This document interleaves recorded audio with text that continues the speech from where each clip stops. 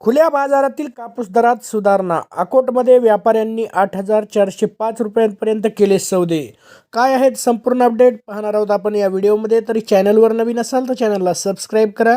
शेजारी दिलेले notification bell दाबून नोटिफिकेशन ऑल करा, ज्याने की मी व्हिडिओ टाकलेले नोटिफिकेशन सर्वात आधी तुम्हाला मिळेल.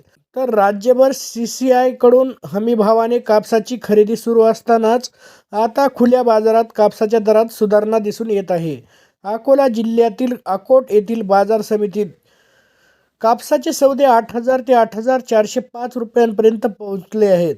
या हंगामात पहिल्यांदाच कापसाचा खुल्या बाजारातील दर हमी भावाच्या पातळीपेक्षा त्याहून वर गेला आहे. येत्या काही दिवसांपर्यंत कापसाच्या दरात आणखी वाढ होऊ शकते, असे खरेदीदारांचे मत आहे.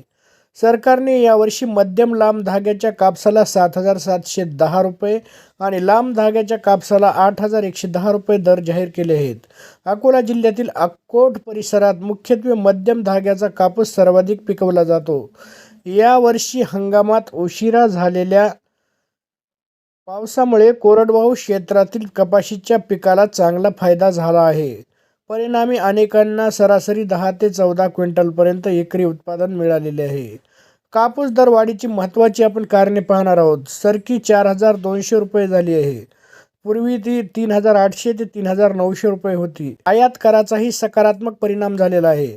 रुईचा दर आता 54,000 रुपये खंडीपर्यंत पोहोचला आहे. उत्तर व दक्षिण भारतामध्ये मागणीच्या तुलनेत मोठ्या प्रमाणात सरकी पुरवठ्यात कमतरता निर्माण झाली आहे. त्यामुळे सरकीच्या दरात वाढ झाली. शिवाय शासनाने आयात शुल्क रद्द न केल्यामुळे देशांतर्गत बाजारात रुईला मागणी आली आहे. यामुळे कापसाच्या दरात तेजी दिसते आहे, असं म्हणतात निलेश पालीवाल, गजानन कॉट्स, फायबर चौहाटा बाजार, जिल्हा अकोला. तर असे होते संपूर्ण अपडेट कापसाविषयी. तरी आपल्या चॅनलवर नवीन असाल तर चॅनलला सबस्क्राईब करा. व्हिडिओ आवडला असेल तर लाईक करा, शेअर करा, कमेंट करा. धन्यवाद.